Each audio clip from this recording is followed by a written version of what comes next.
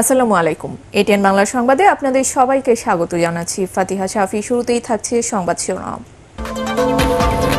প্রত্যয় পেনশন স্কিমের নামে অন্যায় নীতি চাপিয়ে দেওয়া হয়েছে বলছেন আন্দোলনরত শিক্ষকরা। কোটা বিরোধী শিক্ষার্থীদের রাজশাহী, সাভার ও কুষ্টিয়ায় মহাসড়ক অবরোধ। কোটা বিরোধী আন্দোলনের যৌক্তিকতা নিয়ে শিক্ষার্থীরা অযথা সময় নষ্ট করছে মন্তব্য প্রধানমন্ত্রীর। সকলকে পেনশন স্কিমে যোগ দেওয়ার আহ্বান।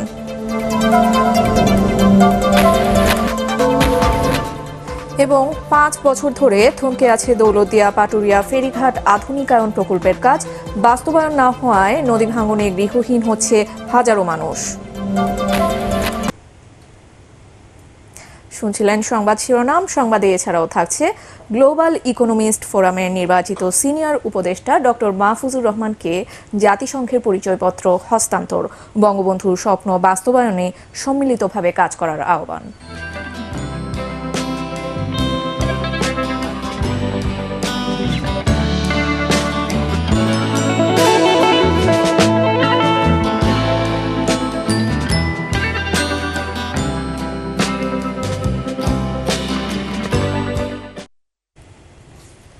এবারে জানিয়ে দেব বিস্তারিত সংবাদ।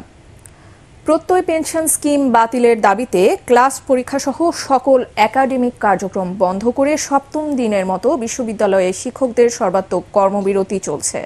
সারা দেশের 35টি পাবলিক বিশ্ববিদ্যালয়ে চলছে এই আন্দোলন। শিক্ষকরা বলেন, এটি কোনো সরকার বিরোধী আন্দোলন নয়, এটি শিক্ষকদের মর্যাদার লড়াই। দাবি আদায় না হওয়া পর্যন্ত আন্দোলন চলবে। ষড়যন্ত্র করে এ আন্দোলন নস্যাৎ করা যাবে না বলেও মন্তব্য করেন তারা। আরো জানাচ্ছেন ইয়াসিন রানা।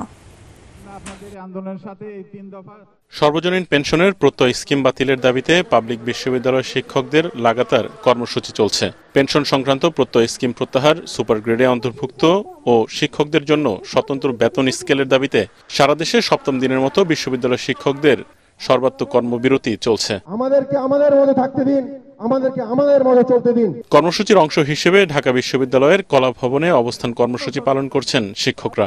এ সময় শিক্ষকরা বলেন, দাবি আদায় না হওয়া পর্যন্ত আন্দোলন চালিয়ে যাবেন তারা। প্রথম বিভ্রান্তি হচ্ছে, যারা এই প্রত্যয় স্কিম তৈরি করেছেন তারা বলার চেষ্টা করছেন যে আমরা মাননীয় প্রধানমন্ত্রীর যে অসাধারণ উদ্যোগ, সর্বজনীন পেনশন স্কিমের যে অসাধারণ উদ্যোগ, সেটার বিপক্ষে দাঁড়িয়েছে। এটা হচ্ছে একটা বিভ্রান্তি। ঢাকা বিশ্ববিদ্যালয়ের নেতৃত্বে, ঢাকা বিশ্ববিদ্যালয় শিক্ষক সমিতির নেতৃত্বে বাংলাদেশের বিশ্ববিদ্যালয়গুলোকে অকার্যকর করার চেষ্টা করা হচ্ছে।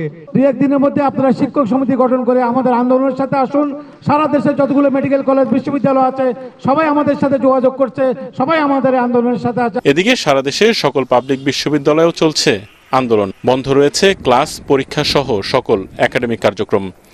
আন্দোলনের কারণে শিক্ষার্থীদের পাঠদানে ক্ষতি হচ্ছে স্বীকার করে শিক্ষকরা বলেন, পরবর্তীতে অতিরিক্ত ক্লাস নিয়ে তা পুষিয়ে দেওয়া হবে।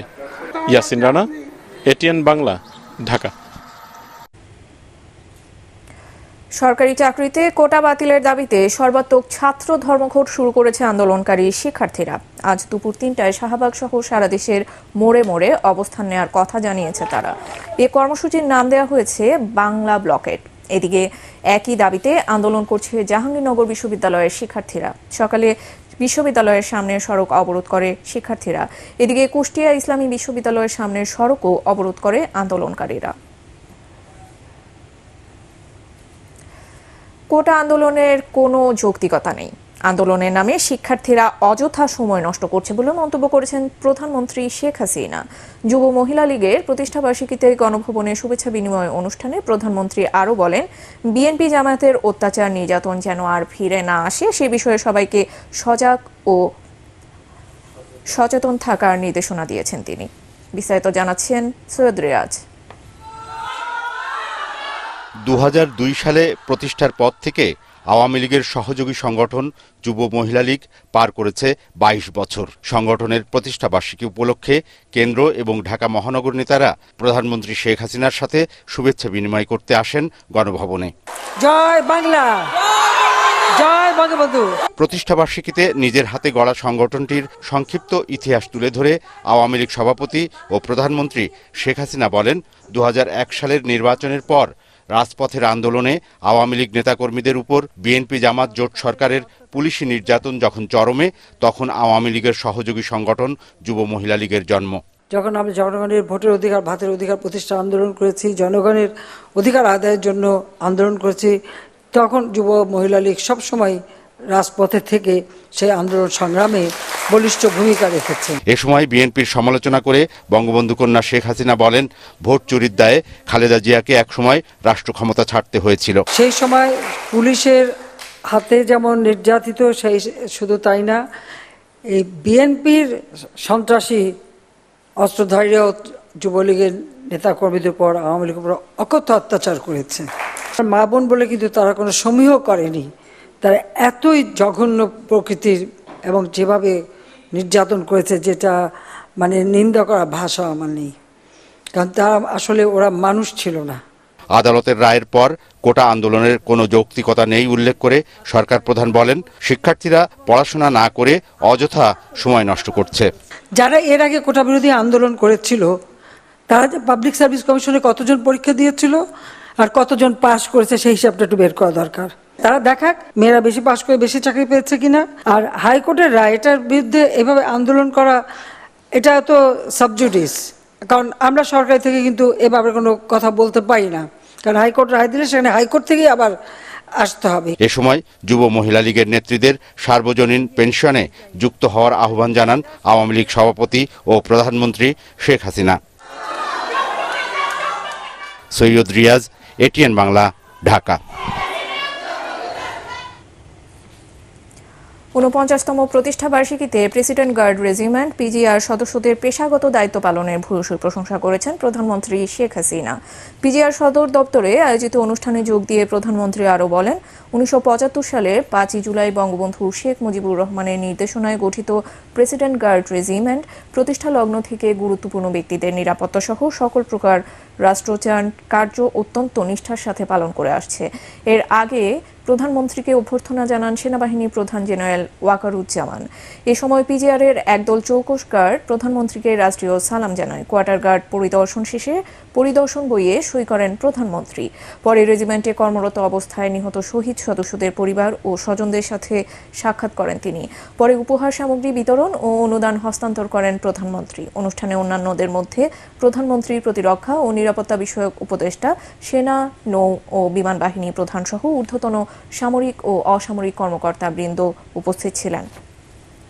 নিশ্চিদ্র নিরাপত্তাই গার্ডসের লক্ষ্য। এই মঞ্চে দীক্ষিত হয়ে প্রতিষ্ঠা লগ্ন থেকে অদ্যাবধি এই রেজিমেন্টের সদস্যগণ সাহস, আন্তরিকতা, পেশাগত দক্ষতা, সততা, কর্তব্যনিষ্ঠা এবং দেশপ্রেমের শপথে বলীয়ান হয়ে সর্বদা দায়িত্ব পালন করে আসছেন। আপনাদের এই কর্তব্য পালনের ক্ষেত্রে নতুন নতুন প্রযুক্তির ব্যবহার, নিয়মিত প্রশিক্ষণ ও পেশাগত অনুষ্ঠানের মাধ্যমে এই গার্ড রেজিমেন্ট আগামীতে আরও দক্ষতা অর্জন করবেন, সেটাই আমাদের কামনা। কোটা পদ্ধতি বাতিলের সিদ্ধান্ত উচ্চ আদালতে বিচারাধীন একটি বিষয়। এ নিয়ে অস্থিতিশীল পরিস্থিতি তৈরি করা গ্রহণযোগ্য নয় বলে মন্তব্য করেছেন শিক্ষামন্ত্রী মহিবুল হাসান চৌধুরী।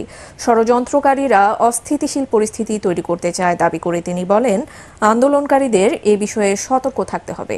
ঢাকা রিপোর্টার্স ইউনিটির সদস্যদের কৃতি সন্তানদের সংবর্ধনা অনুষ্ঠানে শিক্ষামন্ত্রী এসব কথা বলেন।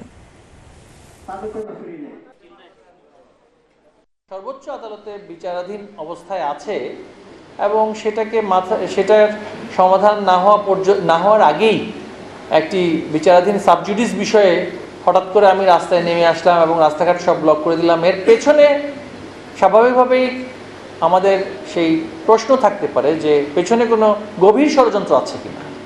কারণ স্থিতিশীলতাকে বিনষ্ট করার জন্য অনেকেই অনেকভাবে অনেক জায়গায় উস্কানি দেয়। ষড়যন্ত্রকারীরা অস্থিতিশীল পরিস্থিতি সৃষ্টি করতে চায়, তাই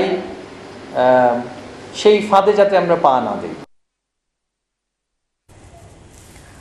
দুর্নীতি লুটপাটের মাধ্যমে দেশের অর্থনীতি ধ্বংস করার পর সরকার এখন চীন সহ বিভিন্ন দেশের কাছে ভিক্ষার হাত পাচ্ছে বলে মন্তব্য করেছেন বিএনপির সিনিয়র যুগ্ম মহাসচিব রুহুল কবির রিজভী। নয়াপল্টনের ভাসানী মিলনায়তনে হিন্দু, বৌদ্ধ, খ্রিস্টান ফ্রন্টের সম্মেলনে তিনি এ অভিযোগ করে বলেন, রাষ্ট্রযন্ত্রকে ব্যবহার করে ক্ষমতায় থাকতে গিয়ে আওয়ামী লীগ আজিজ আহমেদ, বেনজির আহমেদের দুর্নীতি লুটপাটের সুযোগ সৃষ্টি করে দিয়েছে। ওবায়দুল কাদের সাহেব বলছেন যে চীনের সাথে আমাদের উন্নয়নের অংশীদার আর ভারতের সাথে আমাদের রাজনৈতিক বন্ধু। তাদের যে গণতন্ত্র হত্যার রাজনীতি, তারা যে অবাধ সুষ্ঠু নির্বাচনকে একবারে মহাশ্মশানে পাঠিয়ে দিয়েছে, সেই রাজনীতিকে সমর্থন করে হচ্ছে ভারত। এই কারণে তারা কোথাও যেতে হলে পরে আগে ভারতের অনুমতি নিতে হয়। ভারত যেন এখন আওয়ামী লীগের এনার্জি ড্রিঙ্ক। নদী ভাঙন রোধে 2020 সালে দৌলতদিয়া পাটুরিয়া ফেরিঘাট আধুনিকায়ন প্রকল্প পাশ করে জাতীয় অর্থনৈতিক পরিষদের নির্বাহী কমিটি একনেক। 1351 কোটি টাকার প্রকল্পটির মেয়াদ এ বছর ডিসেম্বরে শেষ হওয়ার কথা থাকলেও আশ্চর্যজনকভাবে এখন পর্যন্ত কাজই শুরু হয়নি। এদিকে প্রকল্প বাস্তবায়ন না হওয়ায় প্রতি বছর পদ্মার ভাঙনে গৃহহীন হচ্ছে হাজারো মানুষ। রাজবাড়ী থেকে লিটন চক্রবর্তীর রিপোর্ট, জানাচ্ছেন জাহিদুল আলম। 2020 সালে দৌলতদিয়া ও পাটুরিয়া ফেরিঘাটে 6টি করে আধুনিক ফেরিঘাট নির্মাণ, দৌলতদিয়া ঘাটের উজানে 4 কিলোমিটার ও পাটুরিয়া প্রান্তে 2 কিলোমিটার নদী শাসনে প্রকল্প নেয় সরকার। প্রকল্পটি বাস্তবায়ন হলে নদী ভাঙনের কবল থেকে রক্ষা পেত দৌলতদিয়া ও দেবগ্রাম ইউনিয়নের মানুষ। তবে 5 বছর পার হলেও প্রকল্পটির কোনো কাজই শুরু হয়নি। ফলে এসব এলাকায় নদী ভাঙন চলছেই। ভাঙন রোধে বিআইডব্লিউটিএ জিও ব্যাগ ফেললেও স্থায়ী কোনো সমাধান পাচ্ছেন না এলাকাবাসী।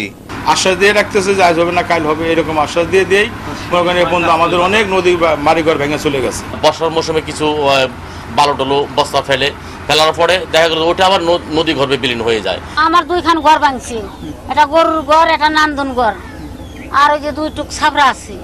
আমার এহারে গরিব মানুষ। আমি মেলা বাড়িঘর ভেঙে গেছে নদীর বর্ষার আগেই ভেঙে যাইতেছে। কোন মেম্বার, চেয়ারম্যান কিংবা এমপি মহোদয় এসে আমাকে দেখতেছে না কেউ। কাজ শুরুতে এত দেরি হওয়ার কারণ হিসেবে করোনা মহামারীর কথা বলেন প্রকল্প পরিচালক। জমি অধিগ্রহণের কাজ হলে দেন আমরা তখন মূল কাজে হাত দিতে পারতাম। জমি অধিগ্রহণগুলো এটা প্রক্রিয়া দিন আছে, তখন সরকার কথা এই ডিসেম্বরে, মানে 24 ডিসেম্বর, এটা তো 18 সালে শিডিউলে করা, যদিও 2020 পাস হয়েছে, 18 সালে শিডিউলে করা। যেহেতু ওয়াটার বোর্ডের অংশ আছে, ওয়াটার বোর্ডের অংশগুলো সব তো এখন কি সিদ্ধান্ত আপনাদের পরে আমি করতে পারবো। নদী ভাঙন রোধে প্রকল্পটির কাজ দ্রুত শুরু করার দাবি জানান গোয়ালন্দ উপজেলার পদ্মাপাড়ার সাধারণ মানুষ। Bureau report, ATN Bangla. নন্দনীর পানি বৃদ্ধি অব্যাহত থাকায় দেশের উত্তর মধ্যাঞ্চলের বন্যা পরিস্থিতির আরও অবনতি হয়েছে।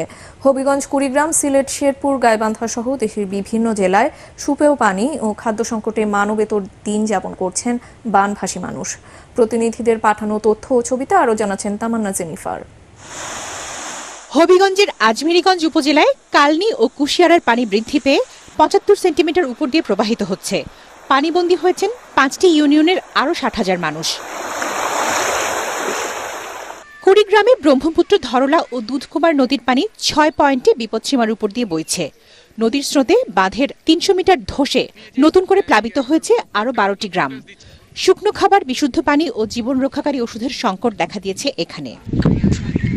বাঁধ ভাঙার পর থেকে এখানে পানি ঢোকে, তারপর থেকেই ক্রমান্বয়ে পানি বাড়তেই আছে।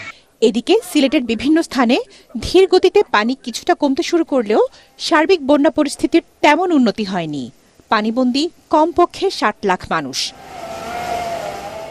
শেরপুরের 4 নদীর পানি বিপদসীমার নিচ দিয়ে প্রবাহিত হলেও পাহাড়ি ঢলের কারণে সৃষ্ট বন্যায় নিম্নাঞ্চলের মানুষের দুর্ভোগ কমছে না। নিম্নাঞ্চলের মানুষ রান্না, খাওয়া ও গবাদি পশু নিয়ে বিপাকে পড়েছেন। সবচেয়ে বেশি ভোগান্তিতে রয়েছেন শিশু ও বৃদ্ধরা। গাইবান্ধায় ব্রহ্মপুত্র নদীর পানি ফুলছড়ি পয়েন্টে বিপদসীমার 76 সেন্টিমিটার ও ঘাটক নদীর পানি নতুন ব্রিজ পয়েন্টে 26 সেন্টিমিটার উপর দিয়ে প্রবাহিত হচ্ছে। অপরদিকে গত 4 দিন পাহাড়ি ঢল ও বৃষ্টিপাত না থাকায় নেত্রকোনার সব নদ নদীর পানি কমতে শুরু করেছে। এদিকে বন্যার পানি উপেক্ষা করেই জামালপুরের ইসলামপুরের গুঠাইল স্কুল অ্যান্ড কলেজে এইচএসসি পরীক্ষা দিয়েছে 6 শতাধিক শিক্ষার্থী। পরীক্ষায় কোনো প্রকার বিঘ্ন ঘটে নাই, যদিও প্রাকৃতিক দুর্যোগ বন্যা, রাস্তাঘাটে সামান্য পানি থাকলেও তারা আসতে পেরেছে। তামান্না জেনিফার, এটিএন বাংলা। বঙ্গবন্ধুর স্বপ্নের সোনার বাংলা গড়তে সকল চ্যালেঞ্জ মোকাবেলা করে সম্মিলিতভাবে কাজ করার আহ্বান জানিয়েছেন এটিএন বাংলা ও এটিএন নিউজের চেয়ারম্যান ডক্টর মাহফুজুর রহমান। রাজধানীর কারওয়ান বাজারে এটিএন বাংলার প্রধান কার্যালয়ে গ্লোবাল ইকোনমিস্ট ফোরাম আয়োজিত অনুষ্ঠানে একথা বলেন তিনি। এ সময় দেশকে এগিয়ে নিতে হলে গণমাধ্যমের উন্নয়নে নীতি সহায়তার পাশাপাশি আর্থিক প্রণোদনা প্রদানের আহ্বান জানান এটিএন বাংলার বার্তা বিভাগের নির্বাহী পরিচালক হাসান আহমেদ চৌধুরী কিরণ। মনির হোসেন তপুর রিপোর্ট। জাতিসংঘের অর্থনৈতিক ও সামাজিক পরিষদের পরামর্শ সংস্থা হিসেবে বিশ্বের 104টি দেশ নিয়ে কাজ করা গ্লোবাল ইকোনমিস্ট ফোরাম এই অনুষ্ঠানের আয়োজন করে। এ সময় সংস্থাটির নবনির্বাচিত সিনিয়র উপদেষ্টা, শিল্পপতি ও মিডিয়া ব্যক্তিত্ব ডক্টর মাহফুজুর রহমানকে আনুষ্ঠানিকভাবে জাতিসংঘের পরিচয়পত্র হস্তান্তর করা হয়। ফলে জাতিসংঘের সদস্যভুক্ত দেশগুলোতে ভিআইপি মর্যাদা পাবেন তিনি। সংস্থার কেন্দ্রীয় সভাপতি ডক্টর এনায়েত করিম জানান, দেশের উন্নয়নে কৃষি ও স্বাস্থ্য খাতে বিনিয়োগ করতে হবে। $245 বিলিয়ন ডলারের ইনভেস্টমেন্ট নিয়ে কাজ করছি বাংলাদেশে আনার জন্য। সেটা দুই একটা প্রজেক্ট হয়তো ডক্টর মাহফুজুর রহমান সাহেবের সঙ্গে মিলে করব আমরা। অনুষ্ঠানে লেখক অধ্যাপক ডক্টর আনোয়ারুল করিম, এটিএন বাংলার অনুষ্ঠান ও সম্প্রচার বিভাগের উপদেষ্টা তাশিক আহমেদ উপস্থিত ছিলেন। ডক্টর মাহফুজুর রহমান হলেন উনি একজন ভিশনারি মানুষ, উনি অনেক দূর পর্যন্ত দেখতে পান। অনুষ্ঠানে কৃষি খাতে স্বল্প সুদে ঋণ সুবিধা দেওয়ার পাশাপাশি মূল্যস্ফীতি কমাতে কার্যকর পদক্ষেপ নেয়ার তাগিদ দেন এটিএন বাংলার বার্তা বিভাগের নির্বাহী পরিচালক ও ডিবেট ফর ডেমোক্রেসির চেয়ারম্যান হাসান আহমেদ চৌধুরী কিরণ। এই যে মাছ উৎপাদনে আমরা দ্বিতীয় হচ্ছি, কিন্তু আমার দেশের মানুষ তো সাশ্রয়ী মূল্যে মাছ খেতে পাচ্ছে না, সাশ্রয়ী মূল্যে খাদ্যশস্য পাচ্ছে না, সাশ্রয়ী মূল্যে তারা শাকসবজি পাচ্ছে না। আজকে কেন এরকম হচ্ছে? কোন শুভঙ্করের ফাঁকির জন্য তাকে কিন্তু সেই মাঠার আলু 12 টাকা করে বিক্রি করে দেওয়ার পরে তাকে 60-70 টাকা করে আলু কিনে খেতে হচ্ছে। আমরা যখন কোথাও বিচার পাই না, যখন আদালতে পাই না, পুলিশের কাছে পাই না, চেয়ারম্যান সাহেবের কাছে পাই না, মেম্বার সাহেবের কাছে পাই না, তখন গণমাধ্যম কিন্তু আমাদের পিছনে এসে দাঁড়ায়। গণমাধ্যমকে সুরক্ষা করবার জন্য রাষ্ট্র এবং সরকারের পক্ষ থেকে আমাদেরকে সহযোগিতা, নীতি সহায়তা, আর্থিক সহযোগিতা করতে হবে। এ সময় এটিএন বাংলা ও এটিএন নিউজের চেয়ারম্যান ডক্টর মাহফুজুর রহমান বলেন, উন্নয়নের ধারা অব্যাহত রাখতে সরকারের পাশাপাশি বেসরকারি খাতকে এগিয়ে আসতে হবে। একটি নতুন এন্টারপ্রেনার সবেমাত্র আসলো, তাকে তো দাঁড়াইতে দিতে হবে, তাকে সুযোগ দিতে হবে, তাকে কাজ করার সুযোগ দিতে হবে।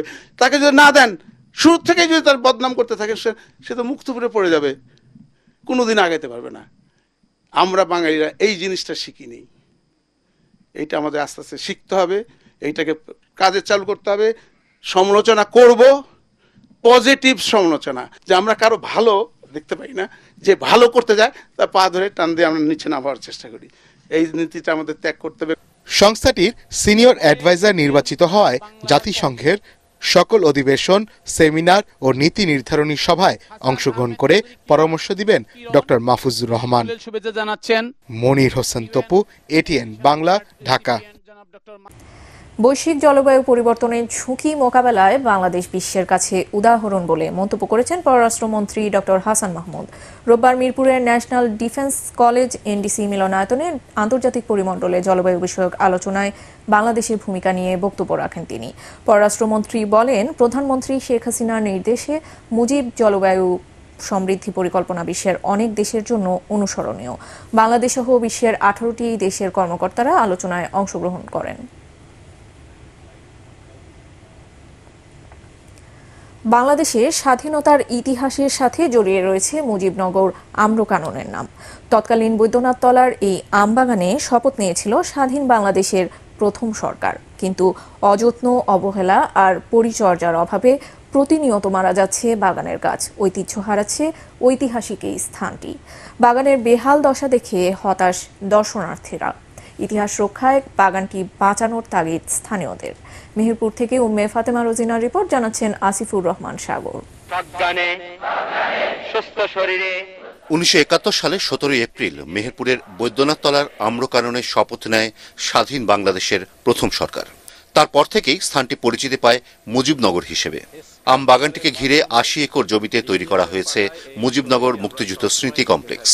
এর প্রায় 40 একর জমিতে আমের গাছ ছিল 1260টি, এখন কমে দাঁড়িয়েছে 970টিতে। নিয়মিত পরিচর্যা না করায় প্রতিনিয়তই কমছে আমের গাছ। বাগানের অনেকটাই এখন ফাঁকা। প্রায় প্রতিটি গাছে জমেছে আগাছা আর শ্যাওলা। বাগানের এমন বেহাল দশা দেখে হতাশ দূর দূরান্ত থেকে আসা দর্শনার্থীরা। আম গাছের পরিবেশগুলো একটু ভালো হলে এখানে আরো ভালো লাগতো। ইতিহাস হয়ে আছে আম বাগানগুলা, আমরা চাই সারা জীবন যেন এরকম সব থাকে, গাছগুলা যত্ন সহকারে থাকে। স্বাধীনতার ইতিহাসের অংশ এই বাগানটি রক্ষার দাবি এলাকাবাসী। এখন দিন দিন বিলুপ্ত হয়ে যাচ্ছে। বাগানটি কিভাবে দীর্ঘদিন বাঁচিয়ে রাখা সম্ভব, যেহেতু ঐতিহাসিক বাগান, সে ব্যাপারে প্রয়োজনীয় ব্যবস্থা গ্রহণ করা খুবই জরুরি। কৃষি মন্ত্রণালয়ের প্রকল্পের মাধ্যমে বাগানটি পরিচর্যার পরিকল্পনার কথা জানিয়েছে জেলা প্রশাসন। কৃষি মন্ত্রণালয়ের সাথে একটি চুক্তি হয়েছে 70 লক্ষ টাকার একটি প্রকল্প, সেটি হয়তো কিছুদিনের মধ্যে আমরা টাকাটি পাবো। সেখানে আমাদের যারা এই বিষয়ে বিশেষজ্ঞ এই গাছগুলোকে নার্সিং করে কিভাবে টিকিয়ে রাখা যায়। ঐতিহাসিক এই স্থানটির স্মৃতি ধরে রাখতে সরকার উদ্যোগী হবে, এমনটাই প্রত্যাশা সকলের। Bureau report, ATN Bangla. এবারে আল আরাফা ইসলামী ব্যাংক অর্থ সংবাদ।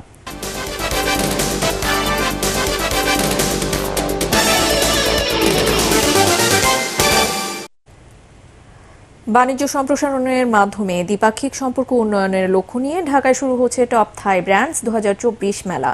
এই উপলক্ষে আয়োজিত এক সংবাদ সম্মেলনে বাংলাদেশে নিযুক্ত থাই রাষ্ট্রদূত মাকাওয়াদে সুমিত মোর জানান, আগামী 10 থেকে 13 জুলাই পর্যন্ত 4 দিনব্যাপী এই মেলায় থাইল্যান্ডের 64টি প্রতিষ্ঠান এবং বাংলাদেশে থাই পণ্যের আমদানিকারক প্রতিষ্ঠানসমূহ অংশ নেবে।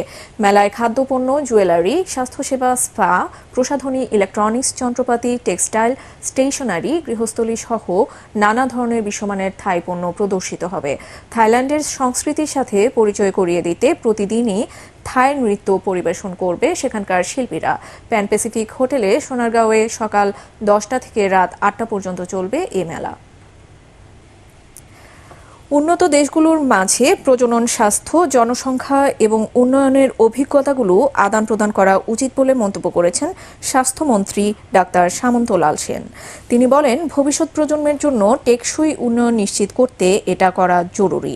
হোটেল সোনারগাঁওয়ে partners in population and development PPDর এক সভায় 23টি সদস্য রাষ্ট্রের মন্ত্রী ও সহযোগী সমন্বয়কারীরা অংশ নেন। এবারে থাকছে পার্টেক্স খেলার খবর।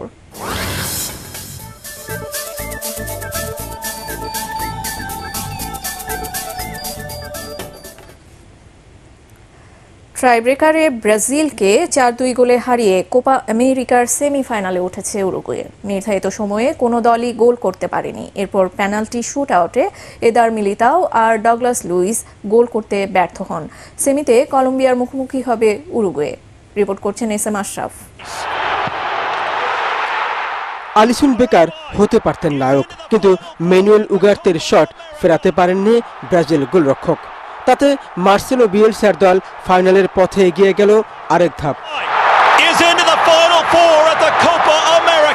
শুধু লাস ভেগাসের দর্শক নয়, সারা বিশ্বে ছড়িয়ে থাকা ব্রাজিল সমর্থকদের মন ভরাতে পারেননি ফুটবলে যোগ্যবর্ণিতর ধারকরা, বরং এলোমেলো অগোছলো খেলা দেখে প্রশ্ন জেগেছে এ কোন ব্রাজিল। 41 ফাউলের ম্যাচে উরুগুয়ের পোস্টে মাত্র 3 শট নিতে পেরেছে সেলেসাওরা। সঠিক সময়ে সঠিক জায়গায় পাস দেওয়ার ব্যর্থতা তাদের ভুগিয়েছে পুরো ম্যাচে। অন্যদিকে উরুগুয়ে পুরো ম্যাচে একবারই প্রতিপক্ষের পোস্টে বল পাঠায়, তবে 35 মিনিটে ডারউইন নুনেজ পারেননি দলকে এগিয়ে নিতে। ম্যাচের 74 মিনিটে রদ্রিগোকে ফাউল করলে নান্দিসকে লাল কার্ড দেখান রেফারি। পরের সময় 10 জন নিয়ে খেলে রোনাল্ড আরাউহোরা। যদিও একজন বেশি নিয়ে খেলে 5 বারের বিশ্ব চ্যাম্পিয়নরা সেই সুযোগ কাজে লাগাতে পারেননি। এরপর টাই ব্রেকারে প্রথম শটে এদার মিলিতাও লক্ষ্যভেদ করতে ব্যর্থ হন, পারেননি ডগলাস লুইসও। তাতে আরও একবার মন খারাপের মুহূর্ত নিয়ে মাঠ ছাড়তে হয় ব্রাজিলকে। SM Ashraf, ATN Bangla. এদিকে ইউরো ফুটবলের সেমিফাইনালে উঠছে ইংল্যান্ড আর নেদারল্যান্ডস। কোয়ার্টার ফাইনালে টাইব্রেকারে সুইজারল্যান্ডকে 5-3 ব্যবধানে হারায় সাউথগেটের দল। জার্মানির ডুজেলডর্ফে ব্রিল এমবোলার গোলে 75 মিনিটে এগিয়ে যায় সুইসরা, তবে 5 মিনিটের ব্যবধানে সেই গোল শোধ দিয়ে ইংল্যান্ডকে সমতায় ফেরান বুকায়ো সাকা। টাইব্রেকারে মানুয়েল অ্যাকাঞ্জি শট ফিরিয়ে দলকে সেমিতে তোলেন ইংলিশ গোলরক্ষক জর্ডান পিকফোর্ড। আরেক খেলায় তুরস্কের বিপক্ষে 2-1 গোলে জয় পায় নেদারল্যান্ডস। 35 মিনিটে সামিত আকাইদিন তুর্কিকে এগিয়ে নিলেও 70 মিনিটে ডাচরা সমতায় ফেরে স্টেফান ডিভ্রিজের গোলে। এরপর মার্ট মুলদারের আত্মঘাতী গোল নেদারল্যান্ডসকে তুলে দেয় সেমিফাইনালে। সংবাদ শেষ করছি, তার আগে শিরোনামগুলো আরও একবার। প্রত্যয় পেনশন স্কিমের নামে অন্যায় নীতি চাপিয়ে দেওয়া হয়েছে বলছেন আন্দোলনরত শিক্ষকরা। কোটা বিরোধী শিক্ষার্থীদের রাজশাহী, সাভার ও কুষ্টিয়ায় মহাসড়ক অবরোধ। কোটা বিরোধী আন্দোলনের যৌক্তিকতা নেই, শিক্ষার্থীরা অযথা সময় নষ্ট করছে মন্তব্য প্রধানমন্ত্রীর। সকলকে পেনশন স্কিমে যোগ দেওয়ার আহ্বান।